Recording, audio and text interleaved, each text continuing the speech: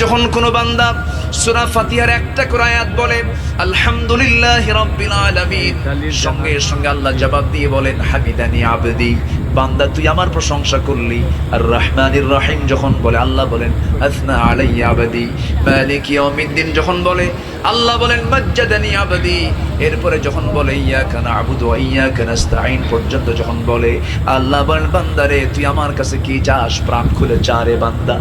ইহদিনাস সিরাতাল মুস্তাকিম থেকে শুরু করে নিয়া ওয়ালাদ-দাল্লিন পর্যন্ত যখন বান্দা বলে তখন আল্লাহ বলেন বান্দা নামাজের মধ্যে এমন প্রেমের খেলা খেললি বান্দা, তুই যা চাইলি সব আমি আল্লাহ কবুল করলাম। ওই বান্দা যখন রুকুতে যায় আল্লাহ তখন অস্থির হন।